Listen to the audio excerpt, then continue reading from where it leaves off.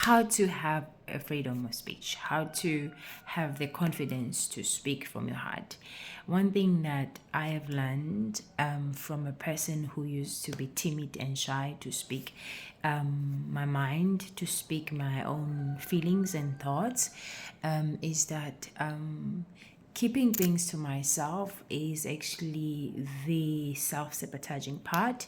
And two, a very grounding place to communicate yourself is from your heart.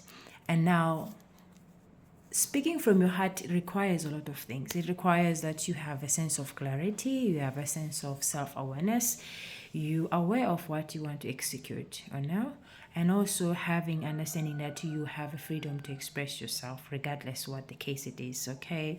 And lastly but not least, it is very important to have to practice self-compassion, because when it comes to have a freedom of speech, you somehow hold yourself in a position of self-embrace and self-acceptance. And when it comes to self-acceptance, it isn't about that what you're saying is right or wrong or is good or bad. There's no judgment in that space. You are in a position where you are allowed to be as you are. So, in order to feel that vibration, even when we are met with situation where we get triggered to get distracted, and where we want to shrink instead of opening up and being ourselves. So we have to have a sense of self-awareness, what takes us into the space of where we can be ourselves and be okay to be ourselves, and what takes us out from that state of mind. As for me, I had a lot of insecurities, and my insecurities were based on I didn't have to say, that was the belief that I had. I was not allowed, I was not enough, I was not allowed to speak, so that used to block me from speaking. So, and whatever I was saying, it was not making sense, or it didn't have power. So I'll look down to myself, look down my own power of creativity. I'll look down to my own energy. I've already failed. Do you understand? I'll see myself as a failure, and there's something wrong about me, and I didn't deserve to be on the light and speak my truth. So this used to be a big, huge block in my communication in life. So I'll tend to give up and give in quickly to things because I didn't have that stamina to hold myself down when the shit hits the fan. When I get this when I get triggered, and this needs to self-sabotage myself, to neglect myself, I will tend to escape those moments. And then I learn to true self-love, to hold myself, to generate that energy of self-embrace, self-acceptance, regardless what, by holding myself and my thoughts, my feelings, and being with them. And also slowly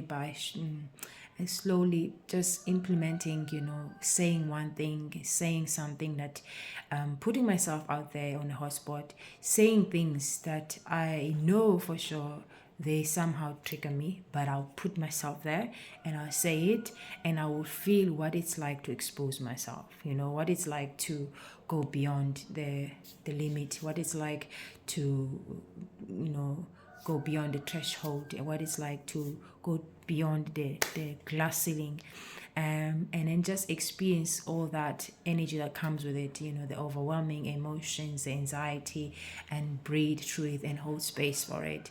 It has taken me for a long time to ground my energy here, because this was a big blocking I'm a blocker in my energy when it comes to communicate myself, and hold myself down with love, and not coming from a place of wanting to defend, or wanting to just impose, or wanting to say just because I have the freedom, but say things because they are necessary to say. Say what needs to be said, and say it correctly with energy of understanding that you are enough, you are whole, you whatever, you deserve to be heard, you deserve to be seen. It's not about, if it's what you are saying is wrong or right. It's not that you are not enough, and blah blah blah. All these narrative stories that I've actually fed myself all this time, I had to actually look through them and understand where they're coming from that limited state of seeing, that said I wasn't enough, that said I'm not supposed to speak, that said it's better to just keep quiet because whatever I said is going to make other people. So I had to learn to see that, understand it, and understand where it's coming from and how to change it and transmute that energy into something that actually resonates with what I truly want, which is to be free, which is to speak my heart, which is to share my own sentiments, my own feelings, is to be normal, like a normal person. So I actually did that by holding space and just being with all these shadows and all these patterns that used to lead me into self-sabotaging myself, where I'll give in and I'll dismiss things and I'll hold myself back by neglecting myself and just succumb into things and just keep low profile because I don't want anyone to be on my case. So I had to also learn how to be a confident, when it comes to be myself, love myself. Self-love actually taught me that, because now with self-love it teaches you mostly about letting go of the need to have control of portraying a certain character, or letting go of creating a scene or putting on a mask, letting go of wanting things to go in a certain way, just letting go of anything and simply allow yourself to be as you are and embrace whatever that comes to the surface as it is. And if you feel triggered to judge yourself, to criticize yourself, if you feel all these shadows are coming up and they're bubbling up, be with them, breathe through them, hold space for them, acknowledge them, and also in the back of your head understand that there's a reason why they are there. So there were laws and principles, there were concepts and belief system that you have gathered and has kept you in that dimension where you saw things in that way. So once you have this clarity in your hand that you understand, yeah, I act this way because of A, B, C, D. It didn't just happen out of, I didn't just create out of no blue.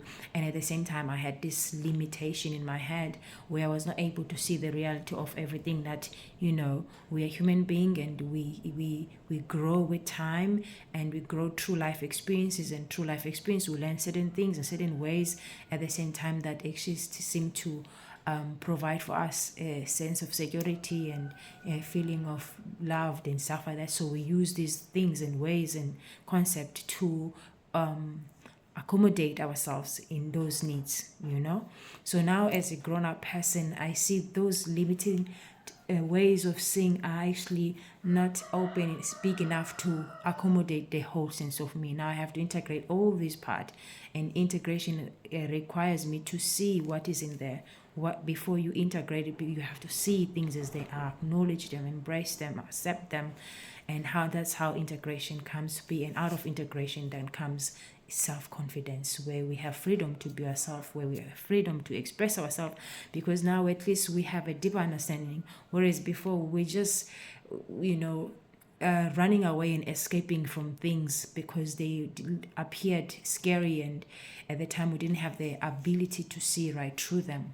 And now we have the ability to see right through them. We understand the shadows, the illusions that shadows create, that tends to trigger us to go into those positions where we self-sabotage ourselves and want to hide and stuff like that. Now we have been liberated, that we just want to be ourselves, in our best version ourselves. We just want to be self, be free and experience what it's like to live from an authentic state of saying. So that's the lecture. So that, and from through this, basically I have learned to express myself, put myself in that position where I challenge myself to speak, to say things to people, to to approach things from a courageous state of mind where I am willing to meet life where it is. I'm willing to do things that I thought I could not do. I'm willing to put myself out there. Even like for this, for example, to talk about such things, for me there was a phase in period in life that I could not go in those, so deep in my life. I was not able to do that, and there was a lot of shame, and I was very timid and I was very shy to talk about these things, even though in the head, I guess that's how the voice in the head has actually calmed down now, because of this work of going in and doing the inner shadow work and inner child work, because there you have to deal with a lot of those voices inside that have been created by the limited state of way of saying. And since then, this voices actually has come down. I experience now a lot of clarity. I experience a lot of sound mind, a lot of sense of being present and being connected to now in this present. I experience a lot of flow coming through, like life is just flowing through. I don't have to reason, I don't have to think, I don't have to create, I don't have, you just open my mouth and boom bang, everything is just comes together. And for me it's a great and honor to experience that kind of state of mind, coming from where I was, where I felt locked and blocked, and I felt like there was no way, I could actually, get to where I am today. So it's really an honor. So that's actually basically the journey that I've taken with, well, the universe called me to, because I didn't know why. I don't know what tomorrow life has for me in store. So I believe in those things. I believe in the universe is guiding us and is taking us through different life experiences that our soul need to learn lessons from. So hence I'm saying, I was summoned and called to go through that journey where I had to go, deep underneath the insecurities and get into the root cause of what was holding me, what was actually blocking me, what was actually limiting me from experiencing what it's like to be in an authentic freedom, what it's like to be myself as a whole. I realized that there's a lot of work that needed to be done, because you come to understand that as you go through, as you grow, you have so many information that you have programmed that is actually stem or it came from a distorted point of seeing. So you need to unravel that, you need to unpack it, you need to go through it, you need to also revisit these memories and really work with them, by being with them, by experience what it's like to be there, and how that point of seeing or lens of seeing was actually created by your mind at the time, what sort of environment you were in, what sort of life circumstances that you were actually having, what sort of lens you were using, and why you had that kind of lens. I had to go through that till I actually come to this. I feel like now I'm being positioned, I've come on the top or come on the other side of the tunnel, and I understand so much what goes into being in a state of being insecure and feeling blocked and stuck and stuff like that.